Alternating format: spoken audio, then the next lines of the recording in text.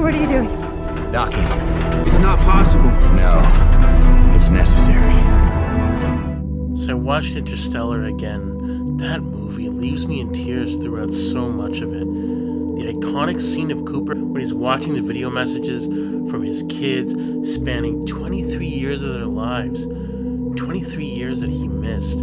It's devastating and just magnificent acting by McConaughey. Acting. I've been thinking about another actor and his acting off screen.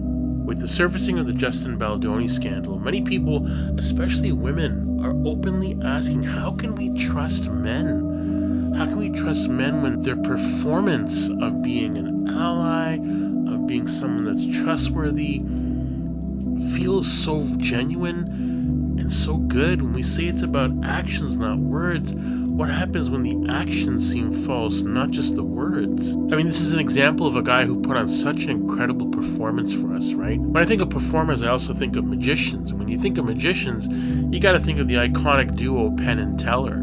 I caught an interview where they talked about their coming up in the business, how they got started on the streets. And they did tricks like the shell game, where they have 3 shells and there's a ball and you have to keep your eye on which one has the ball, which shell. They talked about how the con artist, the magician, what they do is that the trick is done right in front of your eyes. And rather than distracting you or trying to make you look the other way, oh, look at that or whatever, the trick is done by pulling you in, not pushing you away or making you look somewhere else. They pull you into what they're doing. That's what makes it more convincing and more unbelievable when you realize that you've been had. Penn talked a bit about the problem with magicians today, or his problem with magicians today. He talked about the proscenium. Now, if you don't know what proscenium is, it's that arch that's over the stage, just, in front of the curtain. The idea is that when you see something under the proscenium, you know that it's an act. You know that it's a performance. There's actors, it's a play, it's on stage, so you know what you're witnessing is not real. And his problem with magicians today is that they blur the line between illusion and reality. So the audience doesn't know if it's real or not. Think of like the sawing a woman in half trick, right?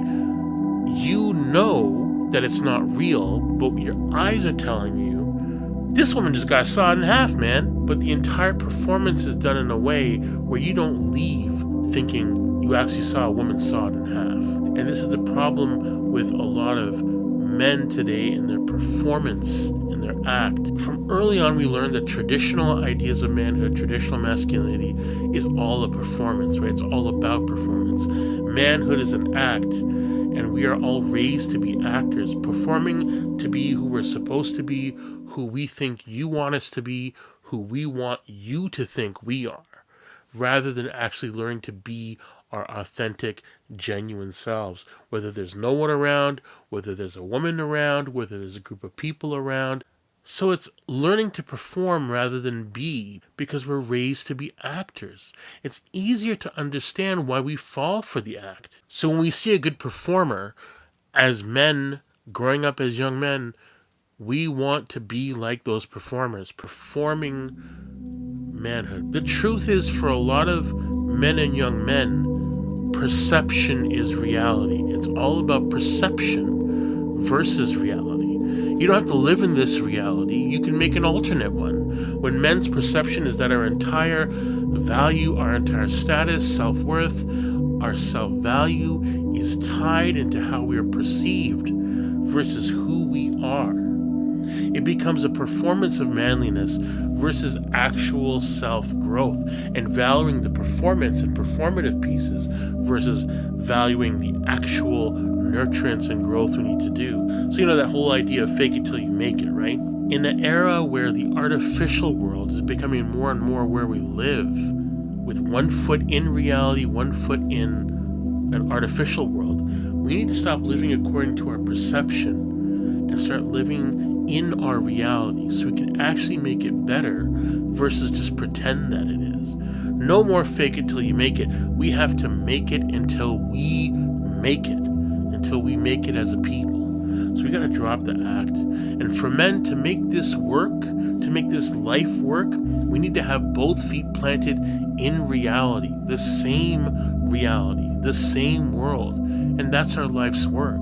The idea of a future without violence, an idea where women and gender-expansive people can trust men, where men can trust men and trust ourselves, that feels like an impossible dream. But that is our work. The only way we'll make the impossible possible is when we do it together. Because it's only from an impossible place that what is possible can be born. As men, we can learn to drop the performance and be our authentic selves.